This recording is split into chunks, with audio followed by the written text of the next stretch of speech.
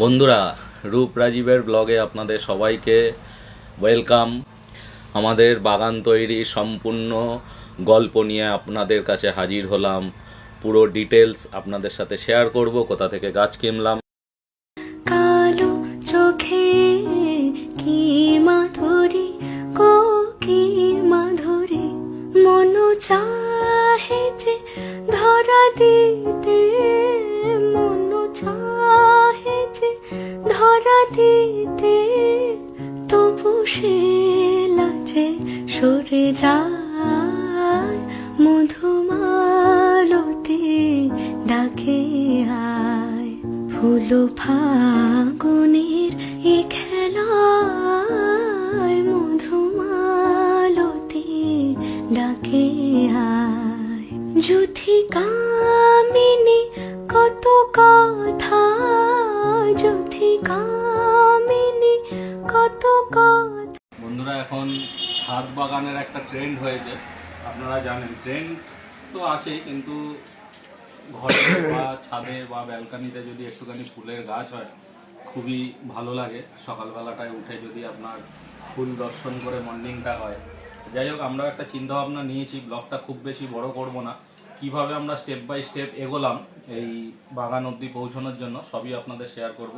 কিছু টব কেনা হয়েছে এখানে ছোট সাইজের, আর এর থেকে এক সাইজ বড় টবও কিনেছি। সবার প্রথম যেটা করছি, ড্রিল মেশিন দিয়ে এখানে 4টে করে ফুটো করে নিচ্ছি, যাতে হাওয়া পাস যেটা হয়। আগেকার মাটির টবে দেখবেন মাঝখানটা একটা ফুটো থাকতো, এখন এখানে মার্কিং করাই আছে, জাস্ট 4টে করে ফুটো করবো।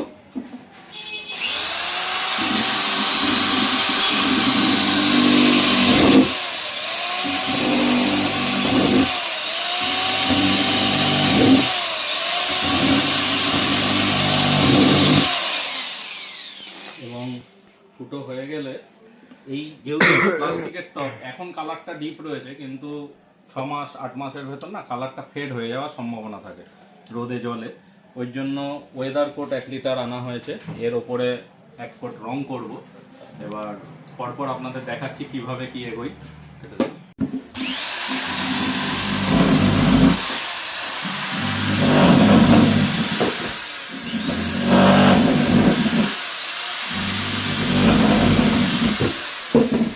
টব তো রেডি, এবার সারের জন্য গোবর লাগবে, তাই একদম ঘাটালে পৌঁছে গেলাম এবং এখান থেকে গোবর সার নিয়ে এলাম এবং মাটির সাথে আমার শ্বশুরমশাই সব মিশিয়ে দিল।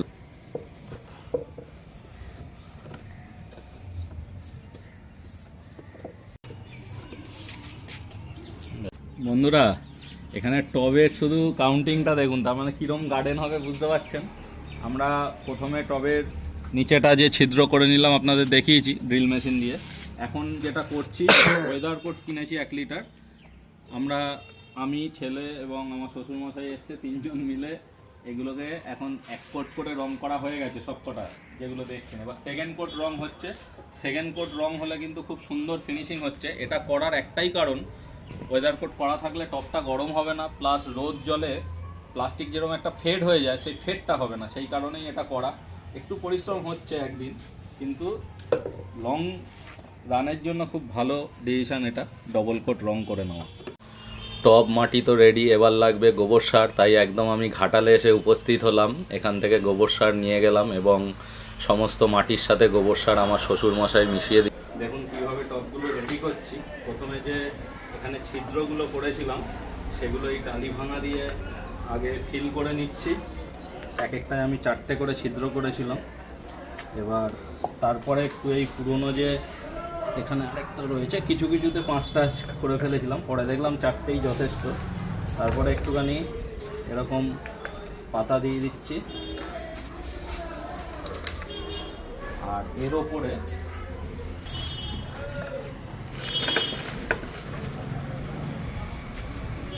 ওপরে জাস্ট মাটি দিয়ে হালকা একটা লেয়ার দিচ্ছি। এর ওপরে আমরা ওই কিচেন যেগুলো নোংরা সেটা দিয়ে আবার 1 লেয়ার হালকা মাটি দিয়ে, মানে হাফ টবের মতন করে রাখবো। তারপরে আবার গাছ পুঁতে আবার ফিল করা হবে।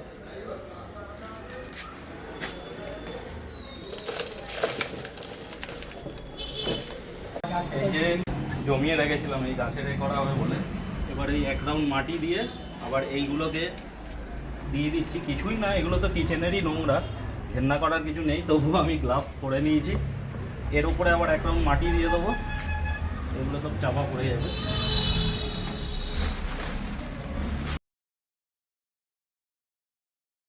বলো।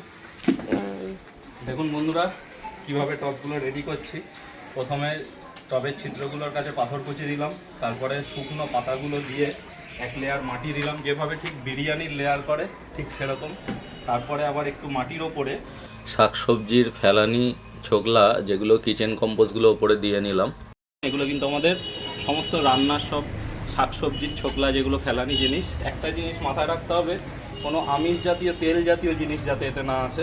আনাজের যে ছোকলাগুলো সেগুলোই। এবার তারপরে আবার এক লেয়ার মাটি দিয়ে কম্পোস্টটাকে ঢেকে দিয়ে রেডি করে রাখছি। না, এইভাবে মাটিটা দিচ্ছি এর উপরে। দেখুন